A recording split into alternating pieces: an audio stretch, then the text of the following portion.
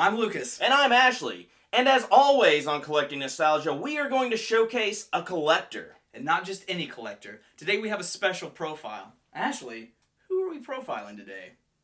Me! A while back, you had over 100 pieces of your Masters of the Universe collection on display in the library of the local community college. Not only that, but 2 separate newspapers profiled you. We had a chance to go there. And if you follow us, we'll show you the footage that we got as we talk to Ashley about this phenomenal collection. Come on. Yeah. So this is the library where 100 or more pieces of your He-Man collection are. Yes. And they're in an aquarium, is that right? A Well, He-Man aquarium? Display cases. Display cases. Yeah. Display cases. Okay, am I gonna get a look at them? We're gonna stand here all day. No, let's go. Let's go. My thing is, toys are meant to be played with. Mhm. Like, that is what is so special about them. I mean, Right. every toy that I have tells a story. Right. And not the story of the character or, the fictional story, but the story of the kid that played with it. Right. Either that was me or some other kid. Now, I do have some toys that are boxed. Sure. I mean, I do. I mean, I keep a few of them that are certain ones that I keep boxed, but for the most part, having those toys that have been played with, there's just the story it tells. They're dirty, they've been played with in the dirt or here or there, and it's just fascinating, the story that they tell. I think my first recollection of collecting was that, hey, I have these toys that were mine, Right. and they just were always mine. Mm-hmm. I didn't give them to anyone. I didn't sell them in yard sales. I didn't throw them away. All the things that, people say their parents did or whatever, my parents let me keep those. Right. And, They almost became a part of who you are? yeah, I would say so. Even though I didn't see them every day, they may have been in a box in a basement somewhere. They were still mine. I still had them. I knew where they were. Okay. And anytime I would see them, these figures or figures like this at a yard sale or at a flea market, I'm like, oh, well, that's cheap. I'll pick that up. Right. Or I never had that one. I'll pick it up. I started going to toy shows and I'd find maybe not Master of the Universe, but maybe some other toy line that, hey, I always wanted that. I never had it. Right. So I'd be like, I'll pick it up. And I did. For me, He-Man, it was nostalgic. It brings back those memories. I liked it better than, say, Transformers. Transformers had a lot of fiddly bits. He-Man had accessories, action features, and a figure. Right. I mean, that was it. I mean, you pretty much you open it out of the box and you got to play with it. Right. Transformers, you got it out of the box and you had to figure out how to transform it. You got the instructions out, and that's what was going on at that time. Right. It was Transformers, G.I. Joe, and Masters of the Universe, and then you had the other lines. But that line to me is, as a kid, a 5-year-old, those figures were meant to fit the hands of a 5-year-old perfectly. They were just perfect for that, and I have those memories of it. Now it's the figures, it's the characters that bring me and keep me collecting things like Master of the Universe classics and things like that, because those characters meant something to me. Right. That's why that line is so important to me. I don't see it stopping. Unless I finish. Like if I finish the Master of the Universe collection, then I have nothing more to collect for that collection.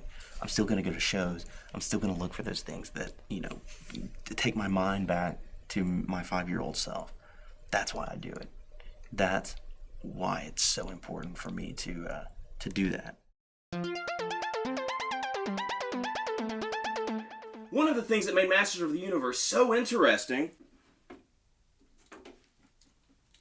were action features. Sometimes action features were simple, and sometimes they were complex, but they made every figure a little more unique. Stinkor had 2 action features. He punched, and he stank. Action features and other gimmicks became so important with toys of the 80s that many other toy lines took advantage of it. Like superpowers. Just squeeze their legs and see what happens. Bravestar. Bravestar's action features took into account that Wild West shootout mentality. The Infaceables, because sometimes action features just don't work well. Secret Wars. Sometimes the action feature wasn't part of the figure, it was part of the accessory. Sometimes it worked well, and other times it didn't work so well. These action features are one of the many reasons that toys from the 80s are so memorable. Not only do you collect He-Man memorabilia, you are collecting other things from your childhood, and you collect because you're a fan, right? Yeah, that's definitely... Do you think that's why everyone collects to an extent? Yeah, I mean, I think you have to like something in order for it to... You have to really... To put money on it? Well, yeah, I mean, right. For years, I have all this Doctor Who stuff here. Yeah. Basically, when I watched Doctor Who on PBS, and then I went from watching that, and there wasn't anything to buy in the United States. It was really hard to find things. So whenever you did find something, you'd pick it up. Right. And so you're like, oh, let's add this to my collection. And that's what I did. I have so many questions about these toys in general. I don't know if I want to ask a backstory or just what are you thinking, or is your wife afraid of this?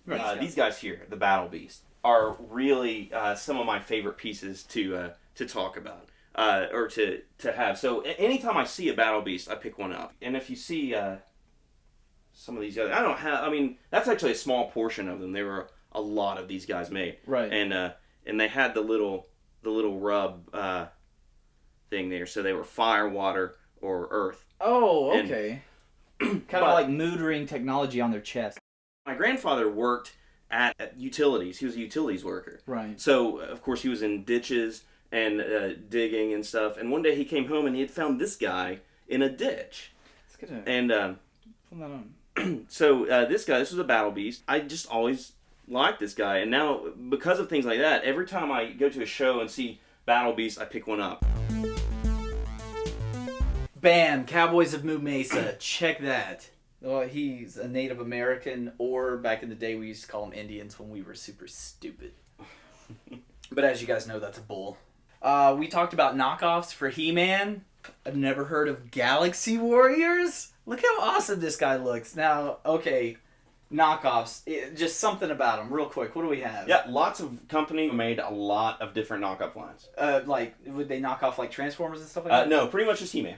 Nice. He-Man was what was making money, so why not knock it off? The tab is even still in that. That's a good find, dude. It is. This guy, this red guy, this is another He-Man knockoff. Yes, Kem from Rimco as well. This was in the Conan line. Can I take you to prom, baby? These are all knockoffs. These are different lines. Yeah. Okay, what line?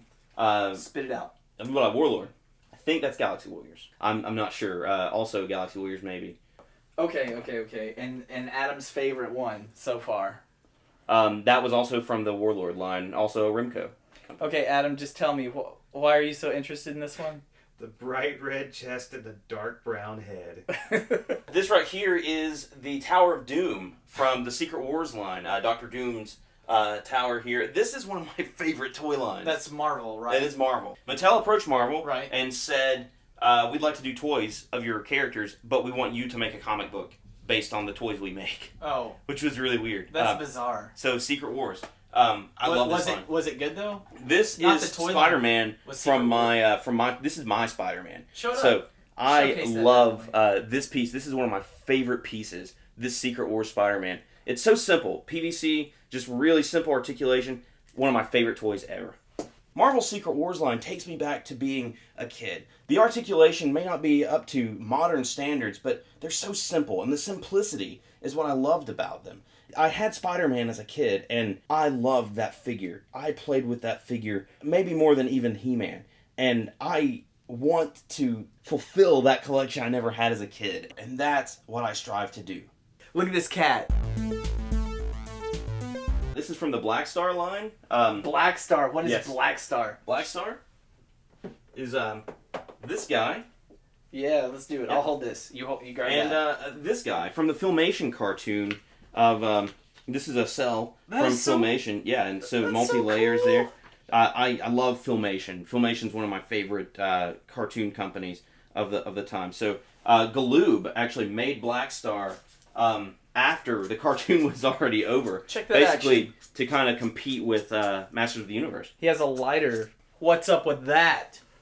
Black Star and even the knockoffs, the reason I collect those are basically because I've kind of gotten to a point in my Masters collection that I've leveled off. I've gotten most of the figures that I'm going to obtain, and these figures give me a way to continue collecting something that I love, like Masters of the Universe, and it still gives me that excitement to find them. Anybody else you want to talk about? What about this? Also Black Star. This. So these guys are pretty interesting too. A lot of people don't even know about this line. Yeah, they're what called is this? The Infaceables.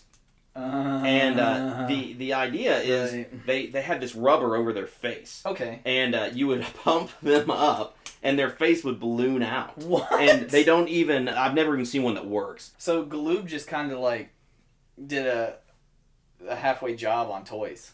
Sometimes. I mean, of course, later they came out and did Micro Machines, so... Micro Machines, where are those? What real quick, Brave Star, you have in the box. Wild West Adventures in Space. I love Brave Star. Yeah. 3030 was one of my favorite characters as a kid, and I just... Having this was fantastic. Who doesn't love a horse that holds a gun? I love the Brave Star line because it reminds me of coming home after school and watching this cartoon and then going out to the toy store and trying to find these things and never being able to find them. And now when I find them, I get them. So another line that I loved was the Superpower line, which was the DC line. Yeah. So lots of figures from that. And the thing about this line is that they really focused, they basically they said, we want to compete with Masters of the Universe. Give them action features. So you squeeze their legs, and they do things. And they do stuff they would never do. The reason the Superpowers line is so important to me is because it takes me back to being a kid watching Saturday morning cartoons. Every Saturday I would watch the superpower characters on the Super Friends. And this takes me back to that. Having these figures takes me back to being the 5-year-old kid in footy pajamas. That was an era that's so important to me.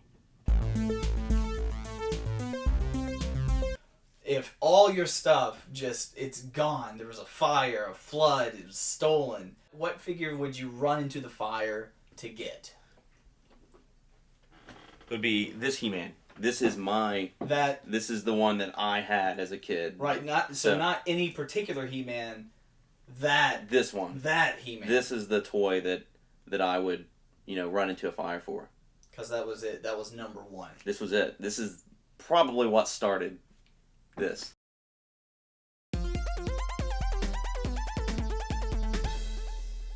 Thanks for joining us today on Collecting Nostalgia.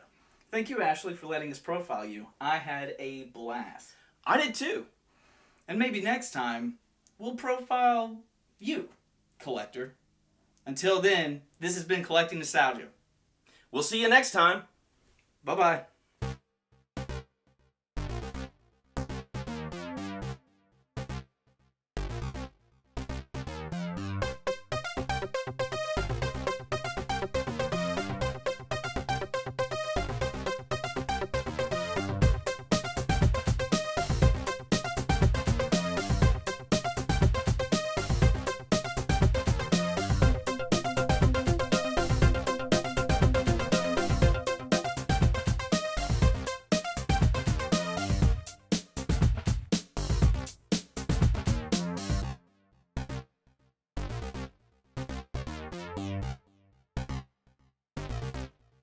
You